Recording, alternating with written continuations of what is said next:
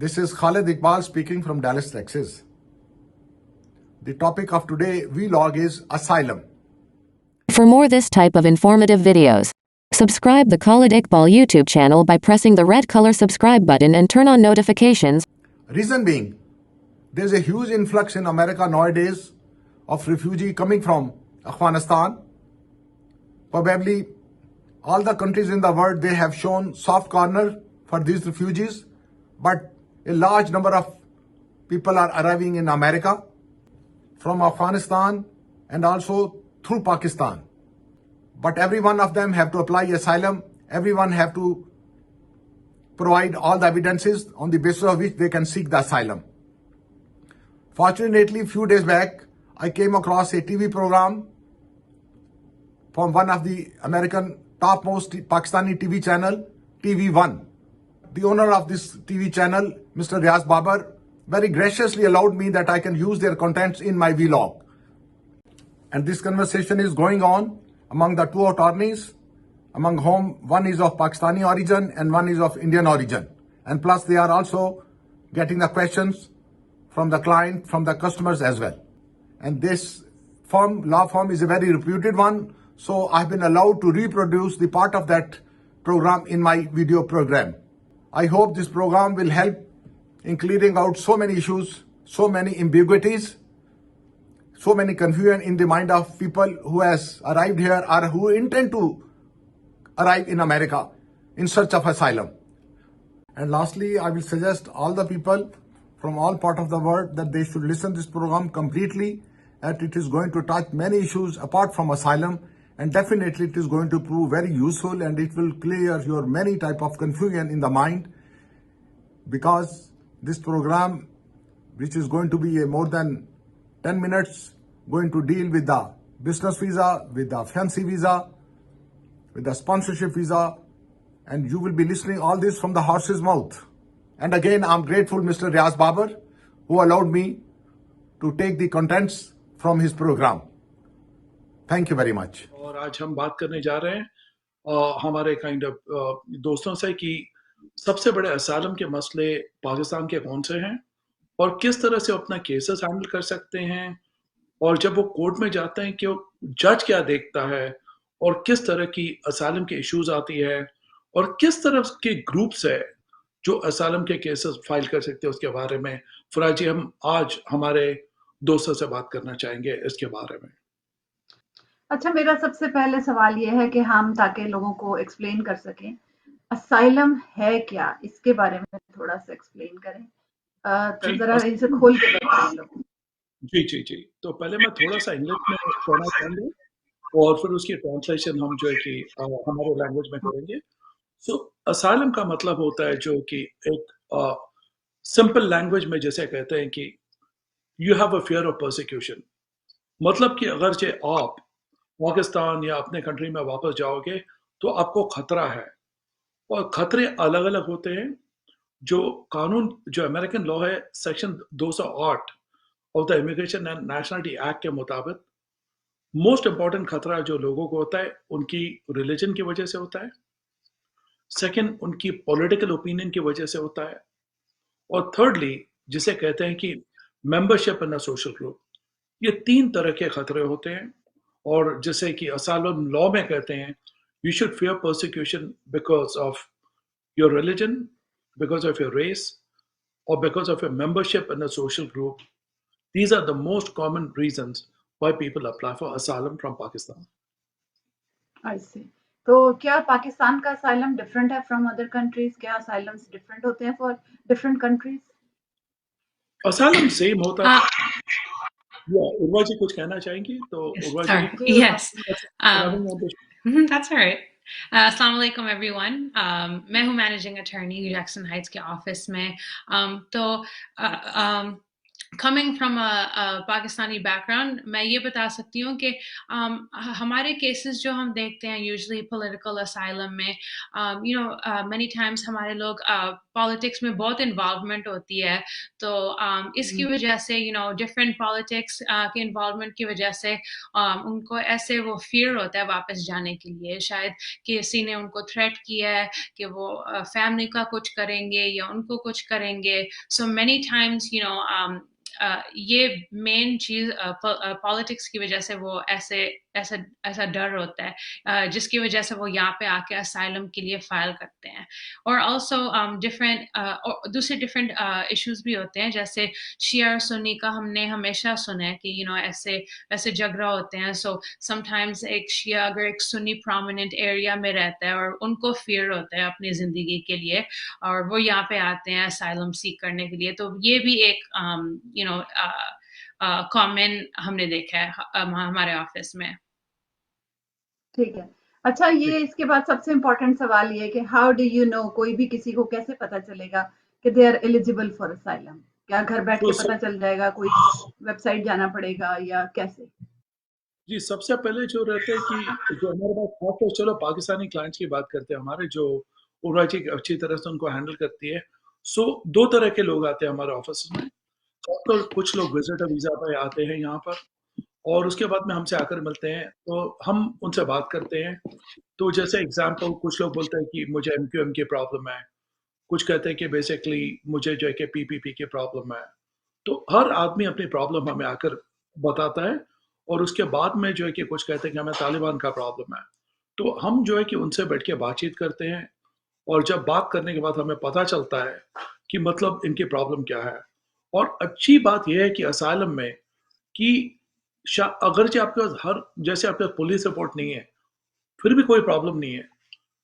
Court ये देखते हैं कि आपकी गवाही किस तरह से आप पेश करते हैं कोर्ट में, जिसे हम कहते हैं कि क्रेडिबिलिटी हियरिंग। सो सबसे पहले जज देखता है कि क्या इस इंसान को पॉलिटिकल प्रॉब्लम है। सेकंड क्वेश्चन है कि खासतौर मेरे एक पाकिस्तानी क्लाइंट ने कहा था, उनके पास पुलिस रिपोर्ट नहीं है। तो जज साहब ने कहा कोई बात नहीं है। क्या आप एफिडेविट से आप प्रूव कर सकते हैं आपका केस? क्या आपके पॉलिटिकल पार्टियों के लेटर से आप प्रूव कर सकते हैं? क्या आप हॉस्पिटल रिकॉर्ड से प्रूव करते हैं? तो मतलब कि अच्छी बात असाइलम की ये होती है कि जज भी ये समझते हैं कि जो खासतौर असाइली होता है, जो खासतौर जो असाइलम के केसेस फाइल करता है, उसके पास हर डॉक्यूमेंट नहीं होगा, फिर भी आप असाइलम के केस के लिए फाइल कर सकते हैं। और उसके अलावा असाइलम, जैसे उर्वा ने कहा कि सही बात कही कि अलग-अलग कम्युनिटी होती है, जैसे कि अहमदी कम्युनिटी है, फिर बाद में शियाज़ है, फिर उसके अलावा सुन्नीज़ है और उसके अलावा जो कि सिख होते हैं। तो आपके रिलिजन के बेस के भी आप ऊपर कर सकते हैं। और एक उससे अच्छी एक बेहतरीन बात एक और है, सोशल ग्रुप के असाइलम जैसे होते हैं कि कुछ एग्ज़ाम्पल, एक औरत आई थी हमारे पास में, जिनको डोमेस्टिक वायलेंस बहुत ज़्यादा हुआ था पाकिस्तान में। तो सोशल ग्रुप जो है कि औरतों के लिए होता है, गेज़ के लिए होता है और उन लोगों के लिए होता है जो समझो कि सोसाइटी में रह नहीं पाते हैं। तो ये सारी असाइलम के हुँ। बेसिक्स हैं। ठीक है। अच्छा, ये बताइए कि अभी जैसे आपने तालिबान का भी ज़िक्र किया और इस वक़्त राइट नाउ पाकिस्तान में तो ऑब्वियसली आते रहते हैं ऑल द टाइम। लेकिन इस वक़्त अफ़गान रिफ्यूजीज़ या वो असाइलम के लिए बहुत ज़्यादा अमेरिका में आए हैं। तो उनके लिए आप कोई ख़ास, उनका तो एक ही है, पॉलिटिकल ही है ऑब्वियसली। तो जी, कोई जी। बात उनके हवाले से आप बताना चाहें?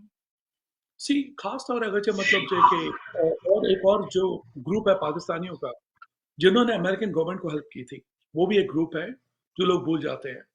तो वो ग्रुप भी जो हुँ। है कि अगर जो उनको खतरा है अभी वापस जाने में और खास तौर अगर जो उनको तालिबानियों से खतरा है, तो बिलाशक वो असाइलम के लिए अप्लाई कर सकते हैं। और खास तौर मैं कहना चाहूँगा कि फर्स्ट ईयर के अंदर अगर जो असाइलम फाइल करें, तो उनके लिए बहुत अच्छा होता है। मगर लेट हो गए तो भी प्रॉब्लम नहीं है।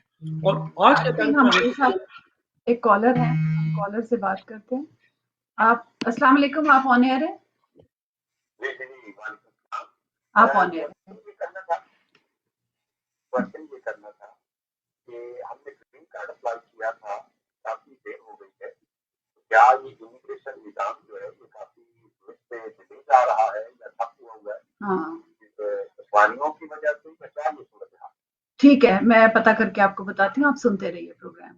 अच्छा, वो ये पूछ रहे हैं कि उन्होंने अप्लाई किया था इमिग्रेशन के लिए, इट्स नॉट रेलेवेंट लेकिन एक छोटा सा सवाल है कि इस वक्त जी। सिस्टम सारा स्टक है या वो चल रहा है आगे? और सिस्टम चल रहा है और केस के किस तरह का उन्होंने केस किस तरह का केस उन्होंने दाखिल किया है इमिग्रेशन में? इमिग्रेशन का है, किस लेकिन तरह क्या का ग्रीन ये केस? कार्ड, स्लो चल रहा है इसका प्रोसेस? Green card. हाँ, no green but card. The category under which he applied, मतलब उन्होंने ग्रीन हाँ। कार्ड शादी के बेस पे किया हुआ है या असाइलम बेस के पे अप्लाई किया, किस बेस पर उन्होंने फाइल किया है? मैं खासतौर मेरे भाई से कहूँगा कि अगर थोड़ा डिटेल में बताएं तो शो में मजा हम्म। आएगा और आपके सवाल का कोशिश जरूर करेंगे कि हम सही जवाब दें आपको। अच्छा, थोड़ा सा आप ये सब लोग सुनना चाहेंगे कि थोड़ा सा इस बारे में ये बता दीजिए कि इस वक्त सूरत हाल इमिग्रेशन की क्या है? क्या वो बहुत स्लो चल रहा है प्रोसेस? क्योंकि काफी अरसे से वो प्रोसेस रुका हुआ था, तो अभी वो प्रोसेस फास्ट हुआ है? कोई ज्यादा जल्दी चल रहा है आगे? कितनी तेजी से नंबर आ जाएगा? ये थोड़ा सा जनरल आइडिया भी दे दें लोगों को। अच्छी खबर यह है कि खासतौर कोर्ट्स जो है वो सही तरह से चल रहा है आज के तारीख में।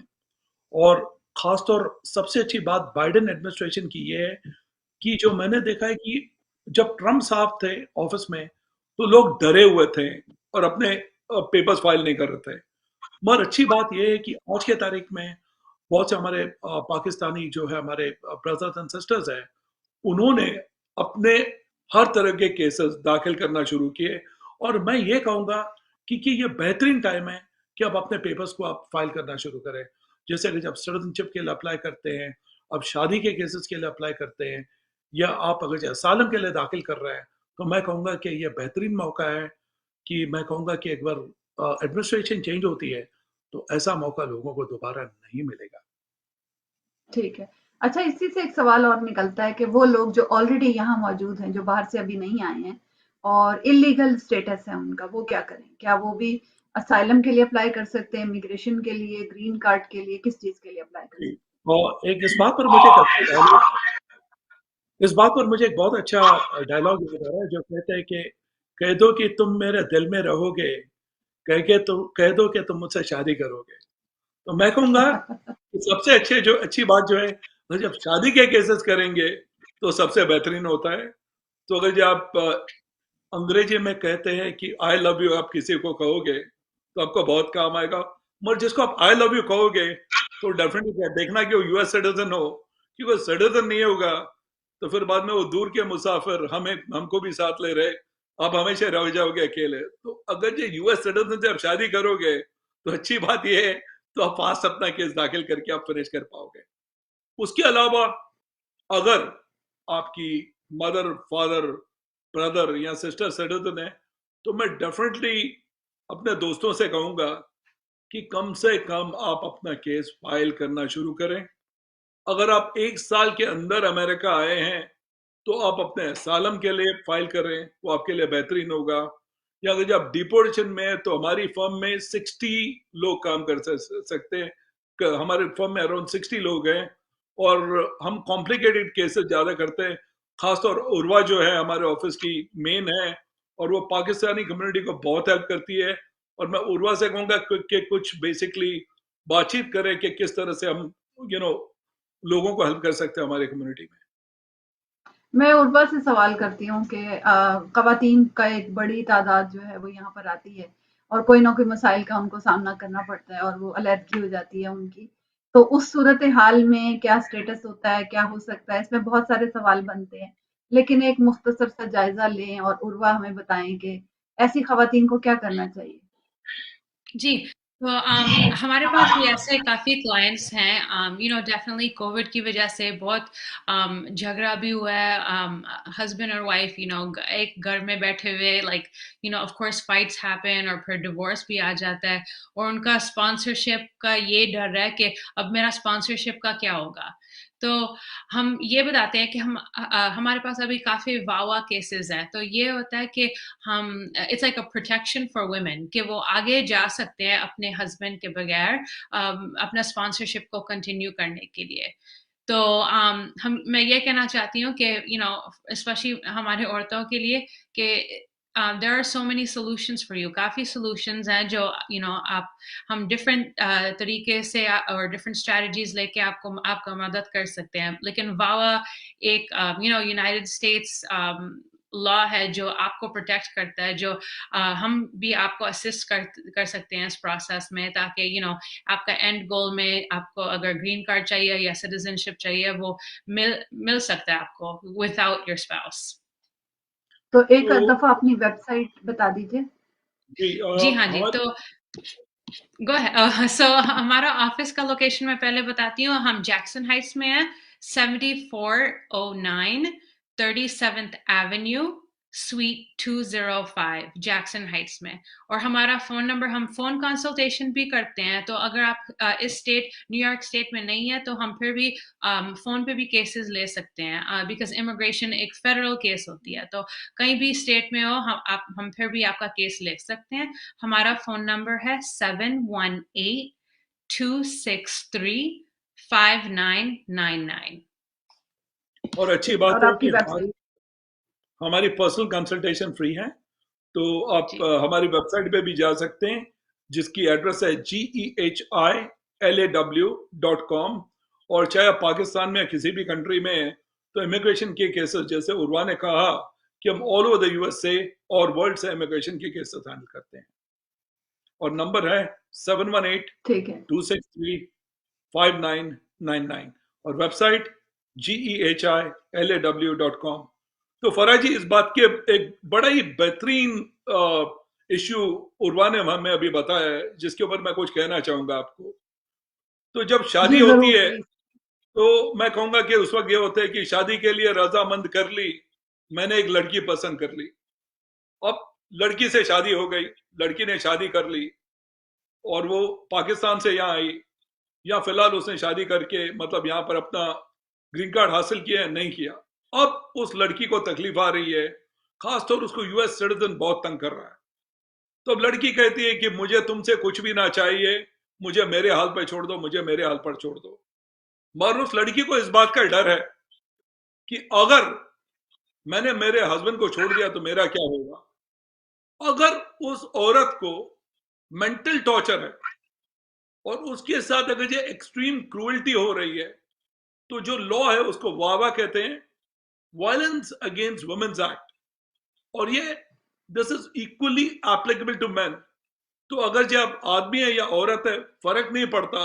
अगर आपकी वाइफ आपको टॉर्चर कर रही है, खासतौर वो यूएस सिटीजन है, या अगर आपके हस्बैंड आपको टॉर्चर कर रहे हैं, तो अच्छी खबर ये है कि आप अपने आप को सेल्फ स्पॉन्सर कर सकते हैं ग्रीन कार्ड के लिए।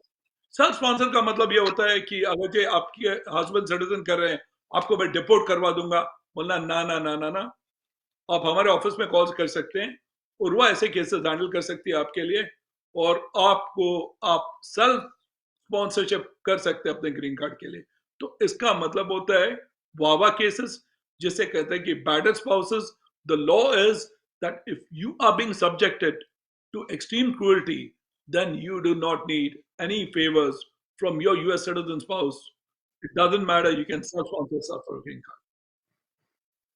ठीक है। बहुत अच्छी आपने ये बात बताई, 2-3 बातें तो आपने बहुत अच्छी बताई हैं और इस पर हम ब्रेक के बाद वापस आकर मज़ीद बात करेंगे। नाज़रीन कहीं मत जाइएगा, बहुत इन्फॉर्मेशन आने वाली है। लेते हैं एक छोटी-सी ब्रेक।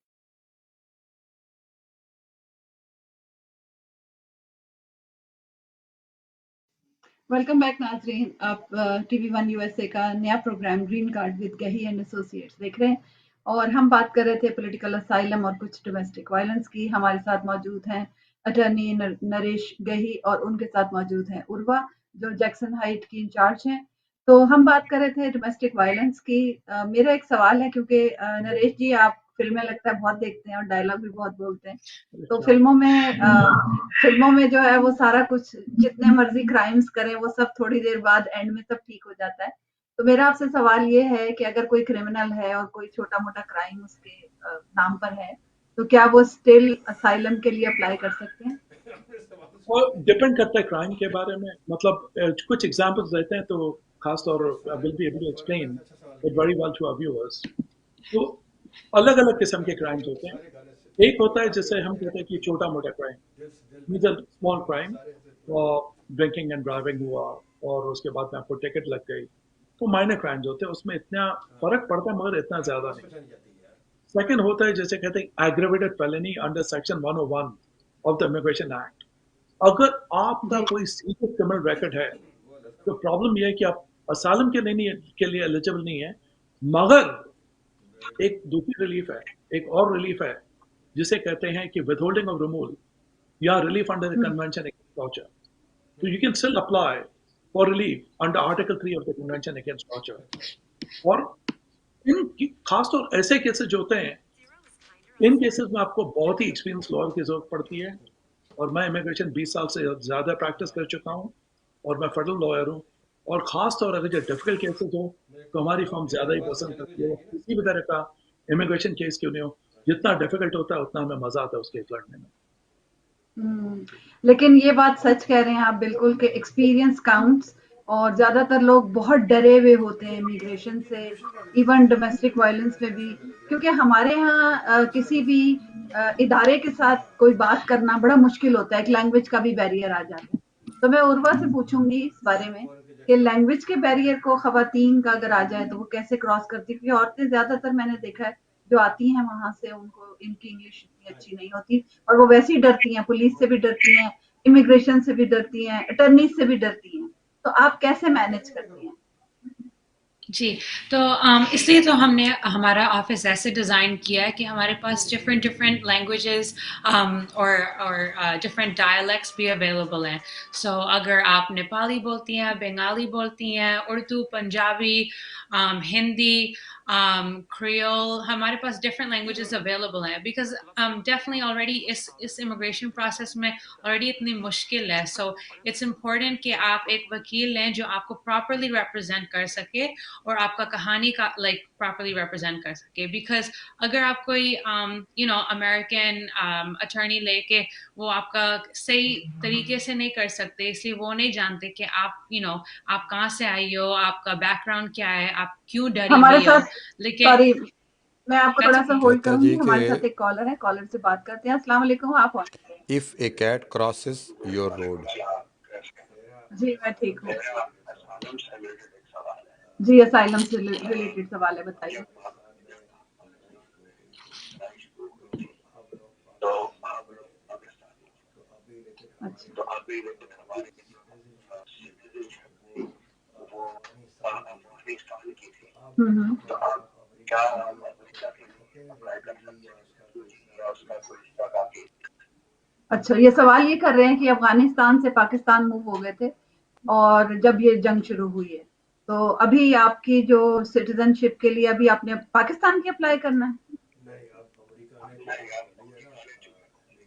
जी, जी। हाँ, अब ये अमेरिका ने जो खोली है असाइलम के लिए, तो क्या ये वहाँ बैठ के अप्लाई कर सकते हैं यहाँ के लिए? यही सवाल है आपका? Under the Refugee Convention, you can apply with the consulate as a एक refugee. मिनट मैं इनका जी, सॉरी मैं इनका सवाल पूरा सुन लूँ। जी, दोबारा बताइए। 10 साल पहले पाकिस्तान हुँ, उसके अब हम पाकिस्तान में हुँ, और सिटीजनशिप हमारे बाकी है. हुँ, तो अब अमेरिका ने खोली है तो हम अप्लाई कर सकते हुँ। ठीक है। वो ये कह रहे हैं कि एक्चुअली शुरू हुई थी, अफ़गान नेशनल थे, पाकिस्तान मूव हुए, 10 साल पाकिस्तान में रहे, पाकिस्तान की सिटीज़नशिप भी ले ली।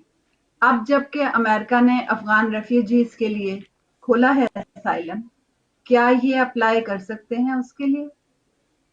अप्लाई तो कोई भी कर सकता है, मगर खासतौर इस केस में कुछ तकलीफें आप देख रहे हैं. ये भाईजान ने काफ़ी ज़माने से अफ़गानिस्तान छोड़ा हुआ है, तो पाकिस्तान में हाँ, सेटल्ड राइट। है, तो उनके हाँ, चांसेस अच्छे नहीं होंगे. अगरचे वो अच्छा। ये कॉन्फ्लिक्ट के बाद भी जाते हैं और रेफ्यूजी कन्वेंशन के मुताबिक अपना केस दाखिल करते हैं, तो खास इनके केस में मतलब इतनी इतनी स्ट्रेंथ नहीं है. अगर जब इनके केस में स्ट्रेंथ तभी हो सकती है अगर ये इन्होंने अमेरिकन गवर्नमेंट से काम किया है और इनको अगर जो तालिबान है उनका खतरा है, उसी बेस पर ये अप्लाई कर सकते हैं, मगर इन्हें रेफ्यूजी के हिसाब से करना पड़ेगा. और वहां पर कॉन्सुलेट में इनकी इंटरव्यू की, अगर वो ठीक समझते हैं कॉन्सुलेट के हाँ इनको हकीकत में चांसेस है, तो फिर इनका यस हो सकता है.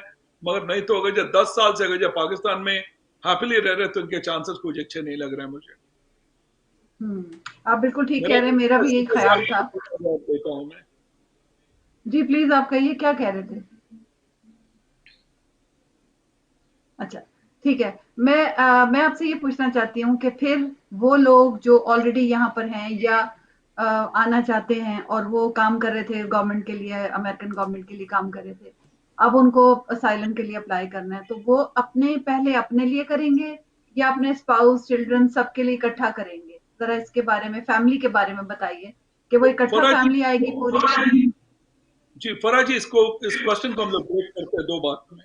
पहला क्वेश्चन ये है कि लेट्स टेक एन एग्जांपल, एक पाकिस्तानी नेशनल जो है यहाँ पर आके रह रहा है फिलहाल वो, और उन्होंने अपने असालम के लिए अप्लाई किया, और पहले उनको और उनकी वाइफ और उनके बच्चे पाकिस्तान में हैं, तो सबसे पहले उनको अपना असालम जीतना पड़ेगा, और जीतने के बाद इन अप्रोक्सीमेटली 1.5 ईयर तक, जैसे उर्वा जी ये सारे केसेस करती है हमारे ऑफिस में, तो 1.5 ईयर में उनकी वाइफ और बच्चे आएंगे। But the most important thing is that he should first win the asylum and he has to show, और असाइलम में कुछ और बातें होती है।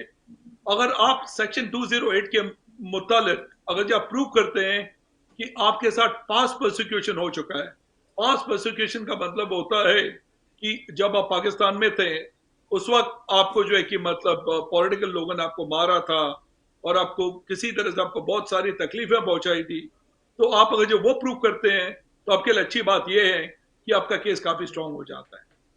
तो that would help a lot for sure. हमारे साथ एक कॉलर और है, देखते हैं ये क्या कह रहे हैं। अस्सलाम वालेकुम, आप ऑन एयर हैं।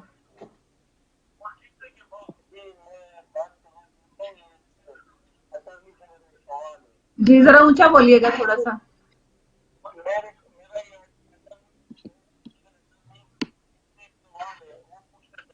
जी पूछिए। मेरा मेरा सवाल ये है कि मेरा दोस्त है, वो न्यूयॉर्क, वो यूएस सिटीजन है, ठीक है। उसके बच्चे हैं, अपने फैमिली के लिए अप्लाई करेगा तो उसके 8 बच्चे हैं, और उसके 8 बच्चों का और उसका डीएनए टेस्ट होगा या नहीं होगा पाकिस्तान में? तो क्या ये बच्चे पाकिस्तान में हैं अभी तक? हाँ, अभी तक पाकिस्तान में है। और वो खुद यहाँ पर हैं? हाँ, वो खुद यहाँ पर है। ठीक है, आप सुनते रहिए जवाब इसका। वो ये कह रहे हैं कि वो पाकिस्तान से एक साहब आए, उन्होंने असाइलम के लिए अप्लाई किया, उनके 8 बच्चे हैं और वो 8 बच्चे पाकिस्तान में हैं, तो क्या उनका डीएनए टेस्ट होगा कि ये कंफर्म करने के लिए कि ये बच्चे उन्हीं के हैं? तो खासतौर पहली बात तो है कि उनका असाइलम अप्रूव होना चाहिए यूएससीआईसी की तरफ से या जज की तरफ से, और अगर जब बच्चे उनके अपने हैं तो जनरली अगर जो उनका बर्थ सर्टिफिकेट और सेकेंडरी एविडेंस है तो इसमें डीएनए की जरूरत नहीं पड़ती। अगर कौन सा सस्पेक्ट करता है कि उनके बच्चे नहीं है तो उनका पूरा केस खराब हो सकता है। तो अगर जो आपके बच्चे हैं और अगर बर्थ सर्टिफिकेट है और आपका सेकेंडरी एविडेंस है तो डीएनए की कोई जरूरत नहीं आपको इस केस में।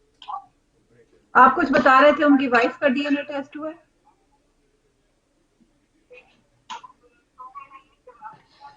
हेलो,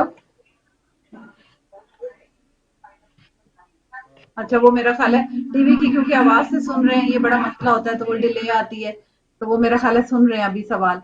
तो इसी पर ये बड़ा अच्छा वैसे क्वेश्चन है और बहुत स्ट्रेंज, अजीब सा भी है कि क्या लोग किसी इसमें कोई बेईमानी के चांसेस भी होते हैं कि काफी होता है, मतलब बच्चे ज्यादा कर ली या बीवियां बहुत ले और खासतौर मैंने जो केसेस देखे हैं खासतौर इंडिया, पाकिस्तान, बांग्लादेश, श्रीलंका से, तो कभी कभी लोग क्या करते हैं कि बच्चों की एज कम करवा देते हैं ताकि वो अंडर 21 आ जाएं, और कुछ लोग किसी और के बच्चों को अंडर डालते हैं। ये प्रॉब्लम नहीं खड़ी करे अपने के लिए, उसकी वजह है कि आपका पूरा केस खराब हो जाएगा और आपको प्रॉब्लम्स आती है। खासतौर अगर जे भाईजान के 8 बच्चे हैं तो उनको डेफिनेटली अटॉर्नी करना चाहिए, और उर्वा जी ऐसे काफी केसेस करती है क्योंकि इसमें एफिडेविट और खासतौर आप अप्लाई करते हैं तो चेकिंग बहुत ज्यादा होती है। खासतौर 8 बच्चे हैं तो कॉन्सर्ट से आपको रेगुलरली डील करना पड़ता है और आपको मेक श्योर करना पड़ता है कि एवरीथिंग इज गुड। और अच्छी बात यह है खासतौर अगर जब असाइली है तो उसमें आपको एफिडेविट सपोर्ट की जरूरत नहीं है, मगर इसमें सबसे बड़ा मसला यह होता है कि कॉन्सर्ट जो है वो मैग्नीफाइंग ग्लास लेकर देखता है कि इनके बच्चे हैं या नहीं है, और वहां पर उनको खासतौर वकील की जरूरत पड़ेगी। एक कॉलर और है हमारे साथ इसी दौरान, इनसे बात करते हैं। अस्सलाम वालेकुम, आप ऑन एयर हैं। अस्सलाम वालेकुम जी वालेकुम सलाम। जी, मुझे ये मालूम करना है कि मैं पहले संडे 2016 में अमेरिका आया था जी, और उस वक्त मैंने असाइलम अप्लाई किया है, लेकिन आज तक जवाब नहीं कोई है। रिस्पॉन्स नहीं आया और नहीं मिला मुझे वो वर्क ऑर्गेनाइजेशन और सोशल सपोर्ट वगैरह मिला है।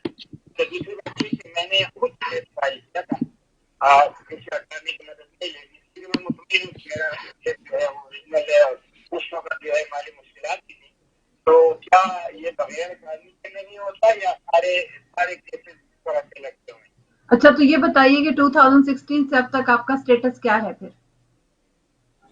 अभी अच्छा, बस इंटरव्यू के लिए वेट कर रहे हैं, बाकी सारा प्रोसेस हो गया आपका। बाकी तो हो गया, बंद हो गया, वर्क ऑर्गेनाइजेशन मिल गई है। ठीक है। वो ये पूछ रहे हैं कि 2016 में इन्होंने असाइलम के लिए अप्लाई किया था, इनको वर्क जी ऑथराइजेशन, सोशल सिक्योरिटी सब मिल गया इनको। अभी ये इंतजार कर रहे हैं इंटरव्यू का ग्रीन कार्ड के लिए, लेकिन अभी तक 2016 से अब तक कोई इनके पास रिस्पांस नहीं आया है। तो ये पूछना चाह रहे हैं कि क्या वो होल्ड पर हैं चीजें, या क्या अटर्नी के बगैर नहीं होगा। वो इन्होंने खुद से अप्लाई किया था। और खासतौर ऐसे केसेस में उर्वा इस बात में बहुत ही बेहतरीन काम करती है। और उर्वा इनको क्या करना पड़ेगा कि खासतौर आपसे अपॉइंटमेंट बनानी पड़ेगी, आपको रिव्यू करना पड़ेगा, एक्सपेडाइट करवाना पड़ेगा। उसके बाद में इनकी तारीख आएगी, पहली तारीख यूएससीआईएस के पास आएगी। उसके बाद में इमिग्रेशन कोर्ट में जा सकता है अगर यूएससीआईएस ने अप्रूव नहीं किया। फिर उसके बाद में इंशाल्लाह ये पास होता है, इनको ग्रीन कार्ड मिलने के चांसेस हैं। तो मैं कहूंगा कि मंडे से लेके संडे तक हमारी ऑफिस ओपन होती है। और खासतौर उर्वा जो है कि मंडे से लेकर फ्राइडे उनके आवर्स वो बताना चाहेंगी कि अगर उनको चाहिए तो उर्वा से अपॉइंटमेंट ले सकते हैं। 7182635999 पर कॉल कर सकते हैं। अनुर्वा, आप थोड़ा बात करना चाहेंगे इसके बारे में?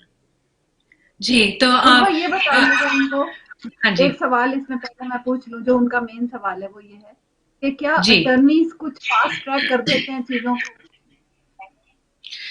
सो काफी लोग का यही सवाल है कि मेरा एप्लीकेशन डिले क्यों हो रहा है। Is it because I don't have an attorney, और मेनी रीजंस इसी की वजह से होता है। बिकॉज जब हम अकेले ये एप्लीकेशन फाइल करते हैं, हम बस यही देखते हैं वेबसाइट पे अच्छा क्या क्या जरूरत है और हम वो फाइल करते हैं।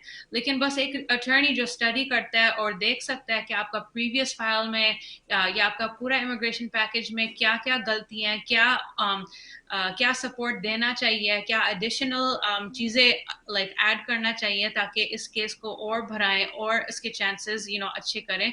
तो बस एक अटर्नी इसको देख के लाइक फाइल कर सकता है। So many times it is because आपने एक अटर्नी को इन्वॉल्व नहीं किया, तो आपको पता नहीं कि इसमें और क्या डालना चाहिए या इसमें क्या मिसिंग है।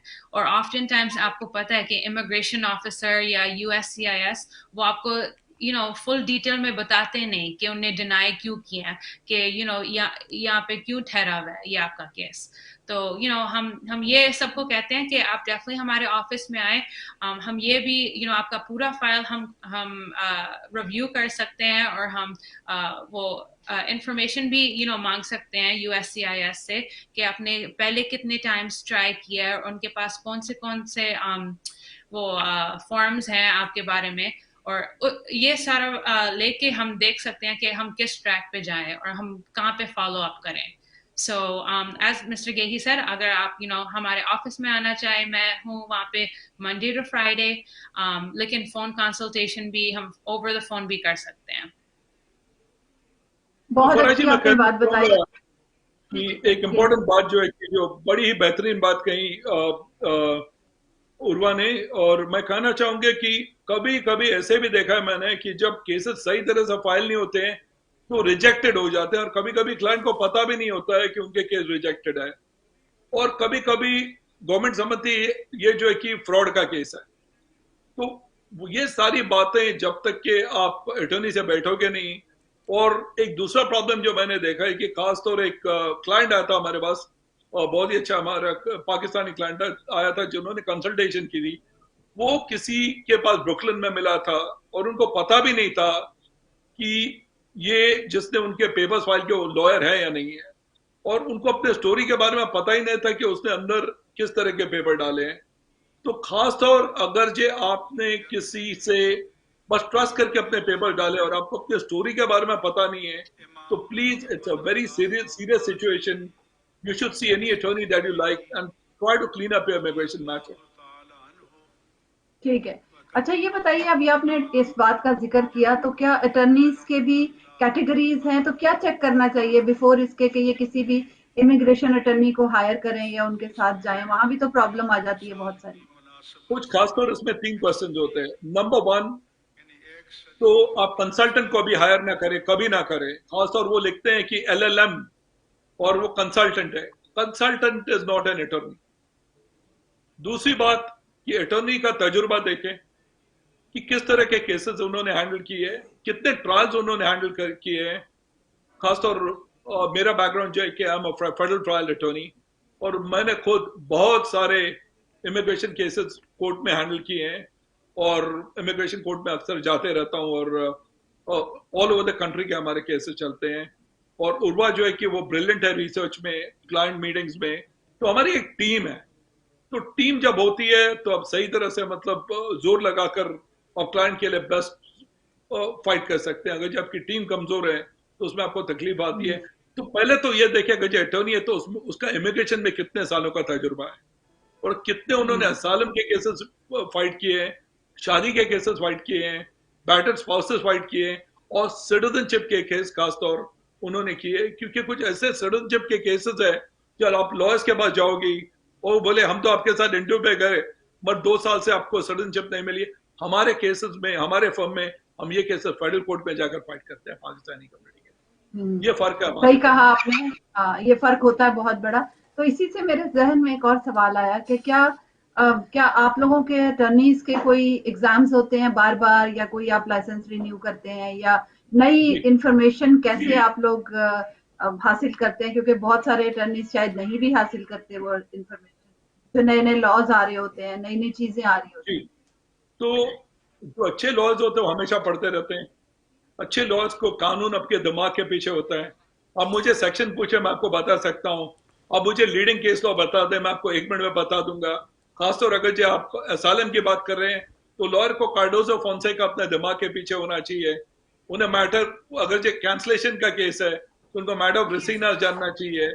और अगर जो मतलब आपको टेस्ट करने के इशू है लिए तो आपको मैटर ऑफ टेस्ट करने के लिए कॉल आती है. चेंज. आपको टेस्ट करने के लिए कॉल आ गई है, कॉलर से बात करते हैं. कोई प्रॉब्लम अस्सलाम नहीं है. वालेकुम, I'm ready for it. I love challenges. जी आप ऑन एयर हैं. टाइम होगा वैसे तो ठीक है. हाँ जी, ये मेरी तरफ कर दें. थोड़ा ऊंचा बोलिएगा. जी.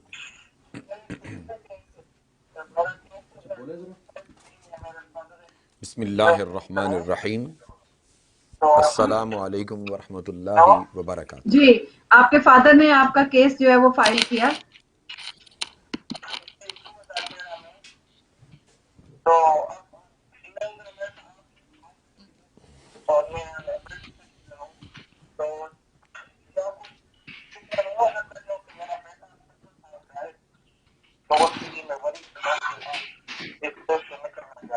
अच्छा, ये 2013 में इनके फादर ने फाइल किया था. ये ब्रिटिश सिटीजन है, इनका बेटा 17 इयर्स का है और इनको खौफ है कि वो कहीं इस उसमें निकल ना जाए. 3 साल रहे, जाहिर है 2-2.5 साल रह गए. और खासतौर फादर अमेरिकन सिटीजन है.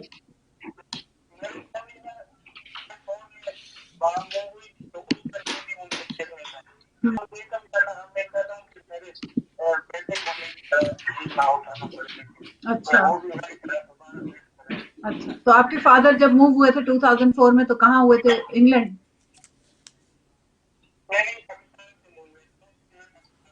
और वो पाकिस्तान से अमेरिका मूव हुए थे.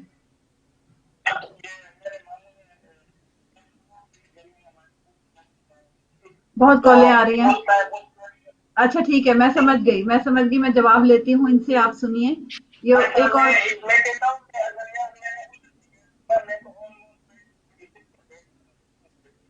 हाँ,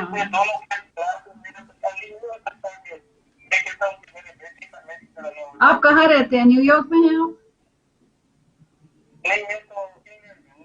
इंग्लैंड में हैं. अच्छा, इंग्लैंड से कॉल कर रहे हैं आप.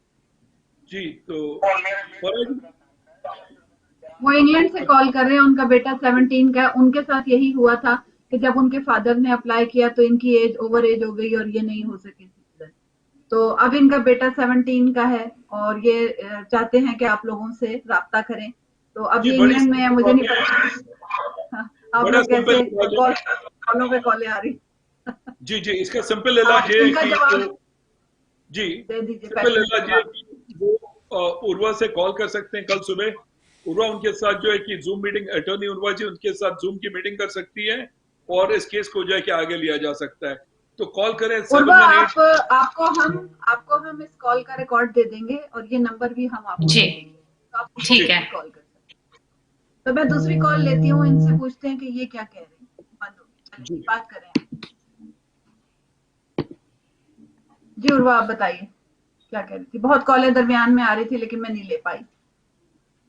नहीं, so definitely आप ये काफी कॉम्प्लिकेटेड केसेस भी होते हैं, एक सेंटेंस में नहीं बता सके। सो जिसके भी भाई पास ये कोई भी दोनों सवाल अटर्नी है, फर्स्ट टाइम टीवी पे आ रहे। प्लीज जी, ये कॉलर है हमारे साथ। give us a call at हाँ जी 718-263-5999. जी, आप ऑन एयर हैं। अस्सलाम वालेकुम जी, मैरीलैंड से बात कर रहे हैं जी, जोर से बोलिएगा। मेरी लाइफ में बात कर रहा हूँ नुमान नाम से। मैंने कॉल ये किया था कि मैंने अभी शादी हुई है यहाँ पे, तो मैंने मैरिज से ग्रीन कार्ड का केस फाइल करना है। तो लेकिन उसमें ये है कि वो जो मिसिज है वो रहती है न्यूयॉर्क में और मैं मेरीलैंड में काम करता हूँ। अच्छा काम है, जॉब अच्छी है, उधर जाती है इस वजह से हम लोग साथ नहीं रह रहे। तो इसमें पॉसिबल है कि हम लोग एड्रेस अपना मैं यहाँ का दे सकता हूँ तो केस फाइल करने में। अच्छा, उनका सवाल ये है कि इनकी नई नई शादी हुई है, मिसेज जो है वो न्यूयॉर्क में रहती हैं और केस फाइल इन्होंने किया है, उनके लिए करना है अभी। तो ये पूछ रहे हैं कि मैरीलैंड का एड्रेस दे सकते हैं ये केस फाइल करने के लिए या नहीं। मेरा ख्याल है आप लोग डायरेक्ट इनको कॉल करें, मेरे पास इतनी कॉल्स आ रही हैं कि आप डायरेक्ट, अगर इनका नंबर मैं आपको बता देती हूँ। उर्वा, जरा नंबर बताइएगा। जी, हमारा नंबर है 1718-263-5999। और आपने जब कॉल नोट कर करें लिया? तो अपनी उर्वा के बारे में पूछे ऑफिस में, तो आपके लिए इजी हो जाएगा थोड़ा। मैं रिपीट कर दूं? जी, अच्छा, वो कह रहे हैं मैं रिपीट कर दूं, आप बोलिए, मैं रिपीट करती हूँ। 718 718 263 263 5999। 5999। जी, ये उर्वा के पास जाएगी। उर्वा मास्टर है इस काम की। ये नए जो न्यूली वेड है उनकी इमिग्रेशन के लिए। newlywed। सबसे पहली बात तो बहुत बहुत मुबारक है आपको आपकी शादी के लिए। हार्डिएस्ट कॉन्ग्रेचुलेशन टू यू। जी जी जी, ये न्यूयॉर्क में है जी। जी, लेकिन हम मैरीलैंड का केस भी हैंडल कर सकते हैं। और जी हाँ, मैरिज का भी एक केस हैंडल करते हैं, तो उसकी कोई प्रॉब्लम नहीं है। एक और कॉलर है हमारे साथ। अस्सलाम वालेकुम, आप ऑन एयर हैं? जी वालेकुम सलाम। कहाँ से? पेंसिल्वेनिया से कॉल है जी, बताइए।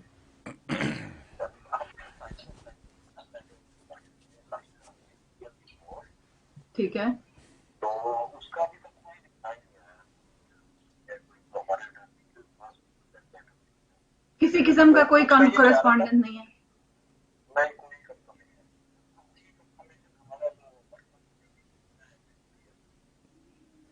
अच्छा, इन्होंने 6 साल पहले असाइलम के लिए अप्लाई किया था, पेंसिल्वेनिया में रहते हैं, कोई कॉरेस्पॉन्डेंस नहीं हो रही उसके ऊपर। तो आई थिंक ये भी ऐसा केस है कि जब तक आपको डिटेल नहीं बताएंगे, आप इनको डिटेल बताएं। उर्वा को कॉल कर लें आप 718 263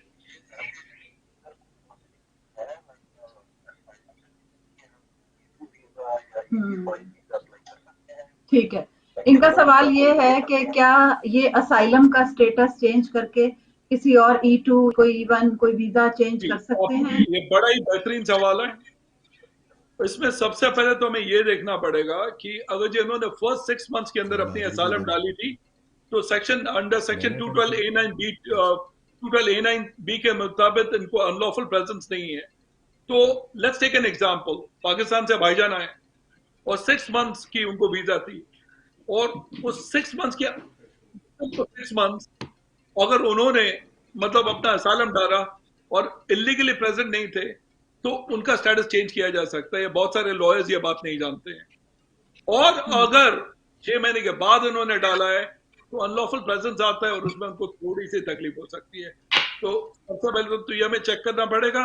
एक और इम्पोर्टेंट बात, खासतौर ये पेंसिल्वेनिया से है, तो फिलाडेल्फिया के जो जजेस हैं वो थोड़े से मतलब बहुत ही ज्यादा मतलब क्वेश्चन करते हैं, तो उनके लिए बहुत इंपॉर्टेंट होगा कि बहुत ही अच्छा इमिग्रेशन लॉयर के साथ राब्ता रखें, क्योंकि हम फिलाडेल्फिया के भी केसेस कर चुके हैं, वहां के जजेस के सामने भी हम हाजिर हो चुके हैं। ठीक है, थैंक यू सो मच। बहुत कामयाब रहा आपका ये शो, फर्स्ट शो होने के बावजूद। और देखें, ये TV1 USA की कामयाबी का राज यही है। माशाल्लाह हमारे व्यूअर्स हम पे ट्रस्ट करते हैं। तो ग्रीन कार्ड विद गही का इख्तिताम होता है यहाँ पर। इंशाल्लाह अगले हफ्ते फिर आपसे मुलाकात होगी। फरा इकबाल को इजाजत दीजिए। अल्लाह हाफ़िज़।